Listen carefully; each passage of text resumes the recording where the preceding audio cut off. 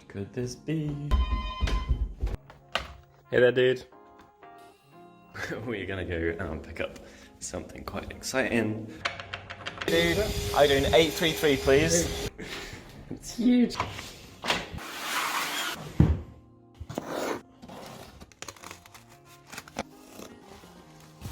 It's big. There's a shoe for perspective. That is huge. This, yeah. Alright, so for some reason we are letting this pick the next colour scheme. Welcome to a super special 10,000 subscriber edition of the Artis Opus YouTube. We have let you, the viewers who got us there, thank you so much, pick this model, the Tau Devilfish, and we have got rid of our pathetic little colour wheel. That's great, but we've got rid of it. It's gone, and we've replaced it with this beast. So we're going to be letting this pick 3 colours to paint a devilfish in, entirely in the hands of fate. Don't think that's melodramatic to say at all. Divine intervention is going to pick 3 colours for us, and we're going to make them work somehow on this. I'm excited. Let's see how it goes. All right, here we are in the hands of the gods.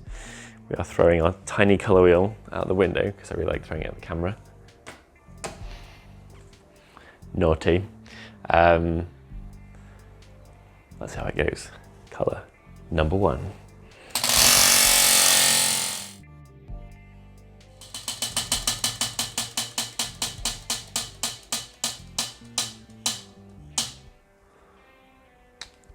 Kind of crystalline blue. Not a bad one. Number 2. Fingers crossed. What have we got?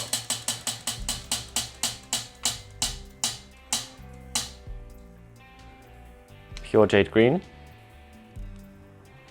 Colour number 3.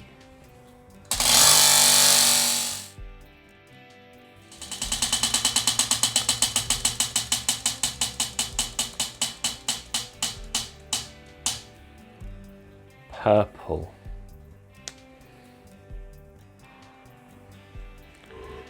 All right.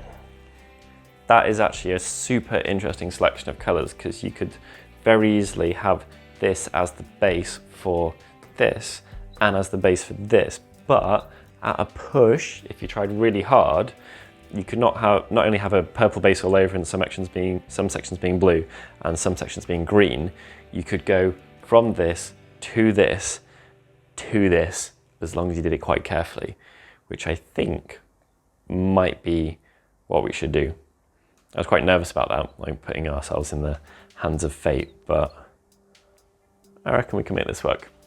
Okay, so stage 1 is an interesting mix here. We've got Xeris Purple from Games Workshop, returning fan favourite, and then we've got Intense Violet from Scale 75, excuse me. So that is a super deep, vibrant ink. You can see it on the back of my hand here, basically mega purple. You don't have to use that. You can mix in a deeper purple or use just a deeper purple in general if you are looking to replicate this. Got some water in our dampening pad, and another secondary effect of using this ink here is that our paint isn't going to be too thick. And it is going to base coat beautifully. I mean, look at that. We're going for speed here. And that is what we've got. Don't be afraid to poke it into the recesses. You want to make sure you get absolutely every single bit with this. And a combination of just traditional smushy wipey painting, that's definitely not the technical term, and kind of pokey stippling is going to get you where you need to get really fast. So you already see there, we've got a pretty decent coat all over the model. Not looking to build up too much thickness anywhere, so this is absolutely perfect. We'll do that all over it and pop back to the next step. So now we need to transition through from this super deep colour to our blue. So take a little bit of the blue. Obviously the brush has already got quite a lot of purple on it. Very small amount of the purple. Get that in the bristles, and I'm just going to test it somewhere on the model I don't care about too much and see kind of how this looks. All right, that's not too bad. So we're going to leave our deep purple recesses being like kind of this properly scooped out bit there, and then the bits that stick out more are going to get more TLC from us. So we'll just go through kind of a combo between Base coating, smooshing, stippling, whatever gets the job done at this point, but we just want to make sure that any areas where we do have a transition, it's a fade, so I'll use stippling at that point. And we're going to build this up pretty much all over the piece. So I'm going to carry on here and we will pop back and see what it looks like when it's all been lifted up a shade.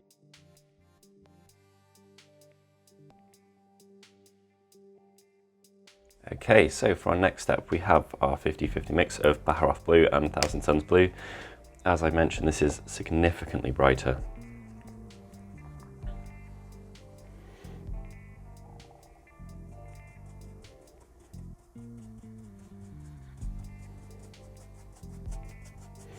So we're going to start at the very front of the vehicle, the brighter section where we want things to kind of really be having viewers' attention drawn to.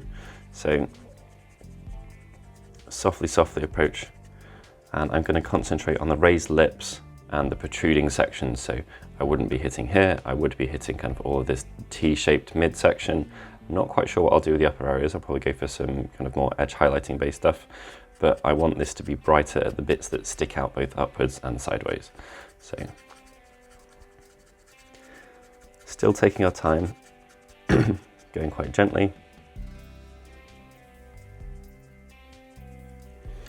And because we're using our dampening pad here, it's going to promote us doing kind of a softer dry brushing. We've done pretty much all of this dry brushing, so what sticks out is getting hit, and it's really important if you don't want to get chalky, if you want to get something that looks kind of like airbrushing, but it's the recesses that are dark and the sticking out bits that are light rather than where you've just chosen where you've pointed, then using the dampening pad is key because it allows you to have kind of a really soft result. So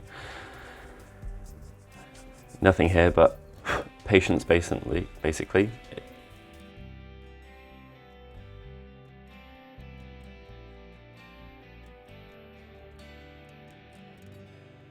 If you don't. Okay, so the next step is to use Baccarat blue.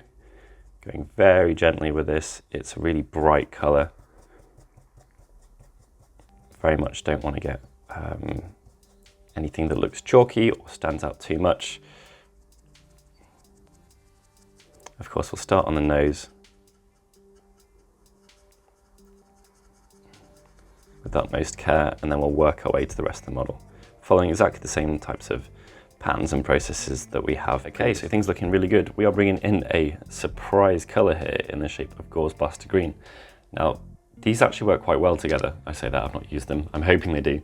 And the reason that I've gone for something slightly more yellowy greeny is that I want the ability to highlight up our green wherever we pop that on the model with the same color that I'm highlighting our blue with. So using this gives me the option to do so.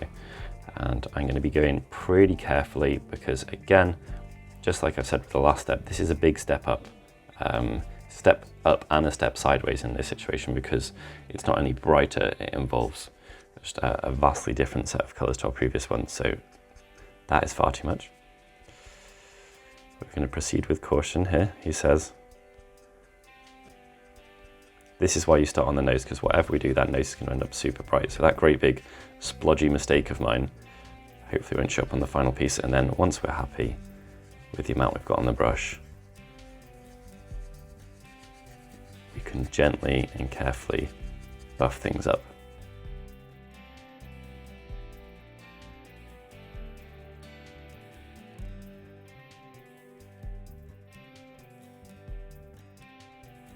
Okay, so at a loss of what to highlight this with, we are bringing in a funky left field choice, which is fluorescent yellow. We're just using a tiny bit of that in the mix, and that should allow us to pump up the brightness and really give us some kind of very, very punchy areas in the specific little sections where we choose to highlight with it.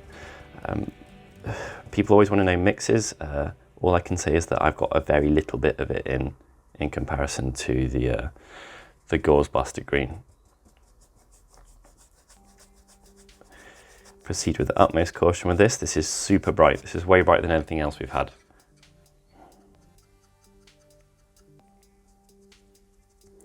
test it elsewhere, all the stuff that we've been doing so far, and go super, super soft.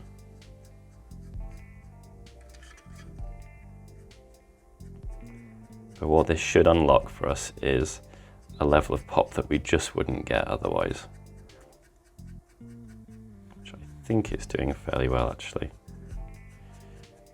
Not sure if you realize how much of the stuff I do in general is a real experimentation. Again, because this is yellow, it's also unlocked the ability to use the same two colors now for our highlight for the green. So when we go to the green, we can finish off with gauze bars to green and this yellow. And if we've got that across the entirety of the model, it just allows us to have a couple of unifying points on what is going to be a very different scheme. It's starting to look pretty funky now. Okay, so we'll get all of this hit, including the blasters, which I'll pop back on to make sure that I'm kind of keeping them in line with the rest of it. And then we'll figure out what on earth we're doing for our final couple of highlights. Okay, so highlighting time. We've got some gauze blaster green, we've got some white scar. I've chosen a layer over a base because if I used Corax white, it's actually grey, which is unhelpful, but also I don't want to be using a base paint at this point with the white. White's gonna jump out enough as it is without it being one that's specifically made for really good coverage over black. So taking a little bit of the white here, pulling it into the mix, a little bit of the yellow. We don't want to use too much because we were looking to accent our colours, not completely kind of overpower them, and that is the reason for jumping into more into the white spectrum, working it into our brush. We've got our previous stages in our bristles, so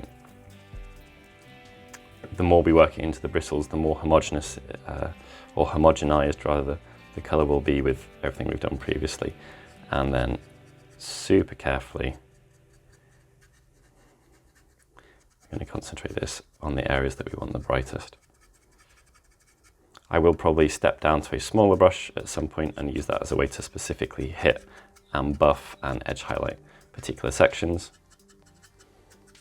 This is great though, this is doing a lot of what we need. See these sections here, really just fast, super precise edge highlighting in literally like a couple of seconds. Okay, taking a bit more white. Again, working it in not only to remove excess off the bristles, but to mix it a little bit with what's already in the brush, just to soften that white.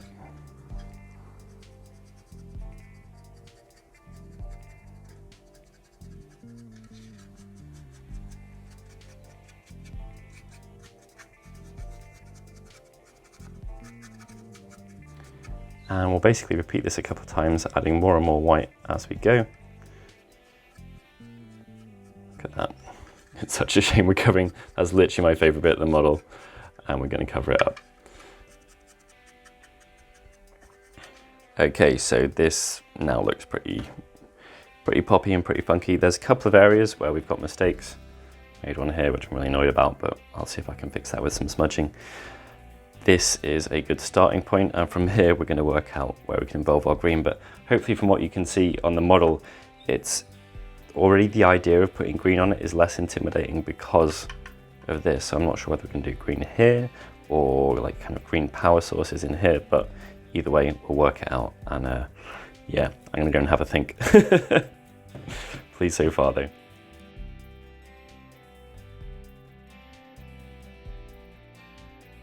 Right guys, so this did not go according to plan. I am unhappy with the green approach I've taken. I think the mistake that I made is, rather than mixing these two together, which is what I'll do in the second time round, gone from this to this to this, so we share a base coat and a highlight, a unifying base coat and a unifying highlight, but we don't have a unifying mid-tone, and the mid-tone is a lot of the model. So I'm going to mix this and this the next time round, but for now I'm just going to try and tell myself that it's fine to not get things right first go. Less smelly than Dettol. So it is worth noting that this little bit is the top and this little bit is the bottom hinge. So rather than going centrally on these like I am on the little drones, I should be stippling from the top. So I'm just doing this because I want the top to be brighter and lighter, and I want the bottom to be kind of deeper and darker. I'm already more pleased with this colour. I think we're on to a good thing here, hopefully, after screwing up the last attempt at it, but yeah, fingers crossed. So we're just going to be adding a little bit more green to our mix, kind of proportionally now, and we're still proceeding with care. We don't want too much on the brush. And a little bit of light stippling here is really what's needed. So just looking to build up these layers bit by bit, and then we'll fade up from this purple to this green. All right, and so we've got our steps kind of pretty neatly lined out for us here. We're just going to continue stippling with an ever-increasing proportion of the green, working our way up these layers. So just like we're painting one of our walls, the ghost wall or whatever, phasing it up. So we'll do stipple, stipple, stipple, and as we get further towards the other steps, we'll involve more dry brushing to hit those edges.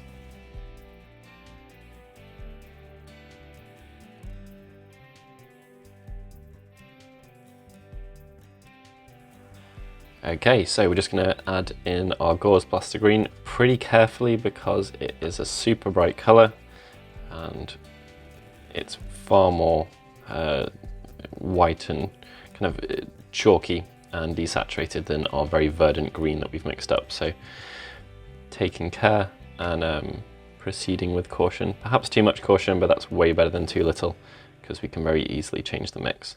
Another thing you can do with this is to use your dampening pad a bit more and therefore dilute the paint a little bit further. Either way is fine. You can either go carefully with less or pretty much the same pressure but with something that's more dilute and therefore more transparent. We're at the stage now where I'm going to move on to all over dry brushing, but I'm going to do that when I've got far less paint on my brush. So I'll just wait until I've caught pretty much all of the main body sections of these pieces, and then once I'm confident that my brush is going to behave exactly how I want, how I wish, I can move on to doing a little bit more of the dry brushing. These are small and very difficult to hold.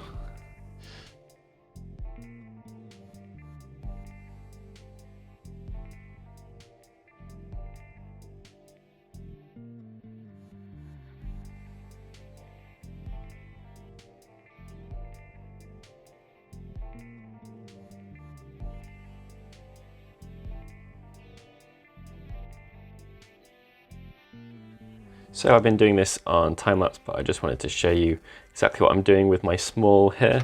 And basically that is going back and smudging in some shading to the panel lines. So for example, we're keeping things very thin and careful. We're using a strong potent paint in Xeris Purple, taking the majority of it off the brush, testing it on a hand, and we're basically using it like a powder.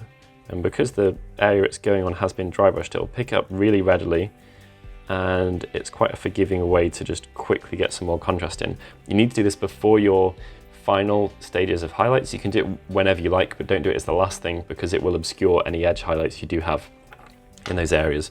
So I'm just doing this basically to go around and increase contrast, and also to try my best to help things to match with the feeling of the vehicle so far. So I might even hold these on the vehicle and then do this smudging purple just to make sure that they're a little bit more coherent. Okay, so here we have some fluorescent yellow, we've got our Gauze Blaster Green, we've got our original tealy turquoise, and what we're going to be doing is kind of going backwards and forwards with a couple of stages just to try and bring up the contrast so it is close to this. I'm not sure if we can get close to this because we've not transitioned through as many colours. With this started purple and it's ended up like super turbo tealy yellow, green, blue, whatever it is, but we can still make it pretty striking. And in order for things to not look too out of place, we've got to have these go up to pretty much the same final colours, so that's what we're aiming for now.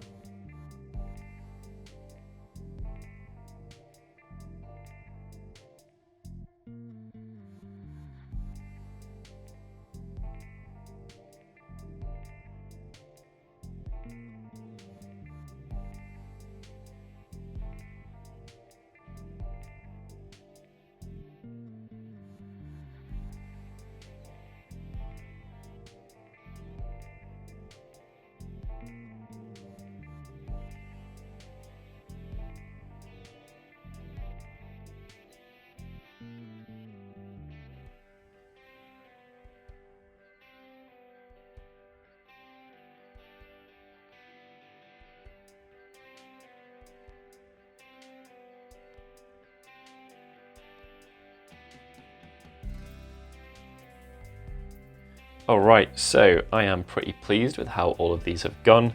They also fit far more with the final finish of the piece. You could actually argue maybe they don't have enough contrast.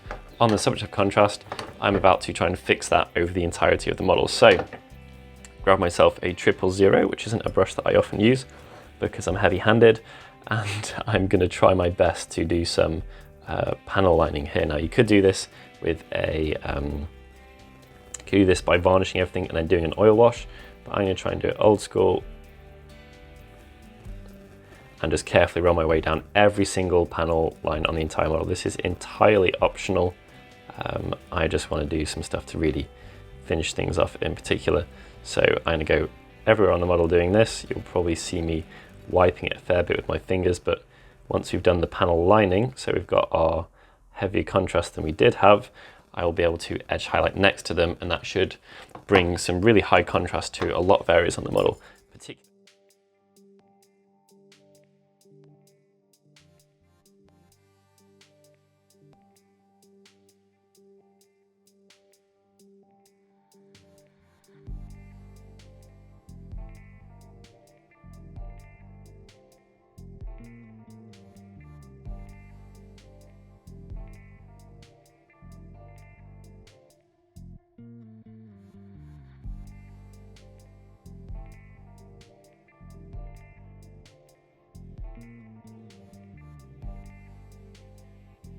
Okay, so that is the first time that I have done edge highlighting in quite a long time. The panel lining, putting the dark black purple mix down the recesses, I think was worth it. I do not think that the time edge highlighting each of these was worth it. I'm not very fast at it, I'm not very good at it. There's a few areas where I really know that I screwed up that are upsetting me when I look at it, but yeah, it was started, so I had to finish it. I really, I think that you get more of a benefit from doing the recesses. Someone like James would smash this, but he's far more experienced at this type of precision work. I've just been dry brushing for the last 8 months, so I've forgotten how it works. Next step is to do metallics. I've got one of my metallic brushes. I keep them separate to avoid contamination. And we're just going to be picking up the, I don't know what you call them, the grates or the ducts for the engine sections, and carefully doing a little bit of edge highlighting here. We don't need to worry about precision too much because the shape is really helpful. So we'll just get in there, give them a little bit of highlighting, and then we're pretty much done. Okay, so I reckon we are done with that. Kept it fairly simple. This was more about the color scheme than finishing every single bit exactly, but you could absolutely detail bits like this with metallics or stuff like that if you wanted to go further. Overall, I am very pleased with this section, and it's worked really well, and I think the reason for that is that we've gone from a deep purple to a mid blue to a lighter blue here, transitioning into a tealy bluey turquoise light thing, and then even bring in a little bit of our super bright fluorescent yellow. That's worked really well. The stuff here has worked quite well, but it isn't as successful, and I think that's because I didn't leave as much of my mid-tone showing through. But it's been a good learning experience. It's definitely really interesting just sitting down, not knowing what colors you're going to try and use, even when I do things on the fly normally. I'm basing that on years of painting knowledge and a bit of guesswork, and sometimes luck's involved, but generally speaking, I've chosen it because I think it's a good idea. This stuff, even though I ended up with turquoise, which is a color that I'm happy working with, because I didn't pick the particular colors, and this is a certain type of green, it actually made it harder to work with. If I was working with a more obvious like blue green or something like that, then it would have been super easy and the final result would have definitely looked nicer. But I'm pretty pleased with that. I'll get a nice video of it rotating, but overall, yeah, a good learning experience.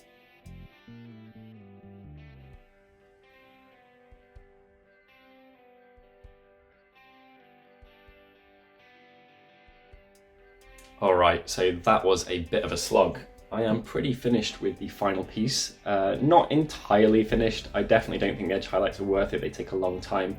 The recess shading, I really do think was worth it. If you look at areas such as here, you've got a load of high contrast from the dry brushing next to some dark stuff, which I think looks really awesome actually. And I think that's a very efficient way to add another level of detail without sinking hours and hours and hours into it. The mistake with the green was basically I just didn't consider stuff, and I'm far more used to painting like bluey turquoise than greeny tealy turquoise or whatever you'd call it is the final colour I went to, but we learnt there. Don't be afraid, like obviously try and fix your mistakes. I didn't think the main body of the ship was going to work out particularly well, but the highlights fixed that.